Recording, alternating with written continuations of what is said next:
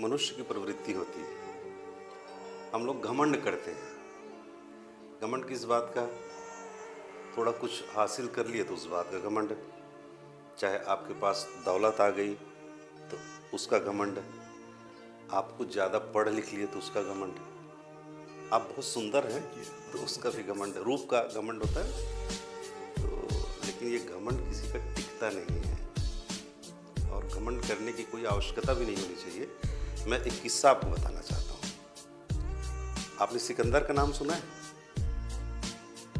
जो विश्व विजेता अपने आप को कहा करते थे, सिकंदर महान। एक बार वो भारत भ्रमण पर आए तो उसकी मुलाकात एक फ़कीर से हो गई। तो फ़कीर को पता था कि ये सिकंदर है, तो उसने अपना परिचय दिया कि मैं सिकंदर हूँ। तो सिकंदर हो तो क्या हुआ, वो फ़कीर उसको देख करके हंसने लगे। सिकंदर को गुस्सा आ गया। उसने कहा, अरे मैं सिकंदर महान हूँ। उसने, क्या हुआ सिकंदर महान हो तो?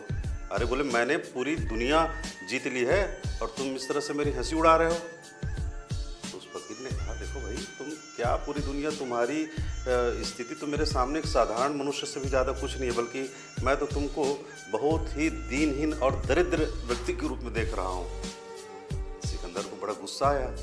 आप ऐसा कैसे कह सकते हैं मेरे को, मैंने पूरी दुनिया जीत ली है। तो उस फकीर ने कहा, देखो सुनो, मेरी एक बात है, आप मेरे प्रश्न का जवाब दीजिए।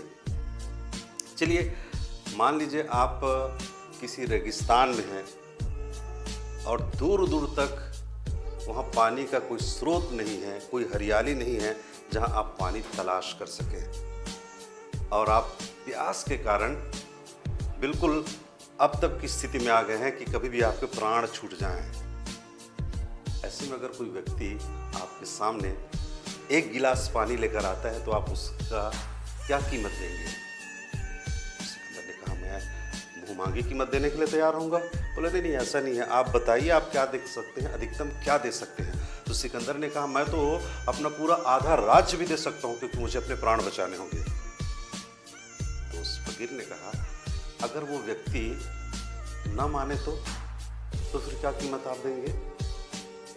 तो सिकंदर ने कहा, ऐसी विकट स्थिति में जब मुझे अपने प्राण बचाने हैं तो मैं अपना पूरा राज्य भी देने के लिए तैयार हूँ। मैं सिकंदर महान हूँ, मैंने पूरी दुनिया जीती है, मेरे पास बहुत बड़ी संपदा है।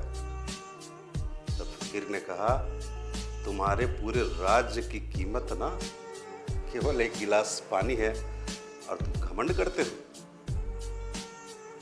फकीर की ये बात सुनकर सिकंदर की आंखें खुल गई, उसका घमंड चूर चूर हो गया। फिर उसने फकीर से आशीर्वाद लिया और उसके बाद फिर आगे बढ़ा। इसलिए कहते हैं कि कोई भी हो, कितना भी बड़ा दौलतमंद क्यों ना हो, रूपवान क्यों ना हो, विद्यावान क्यों ना हो, उसे घमंड नहीं करना चाहिए।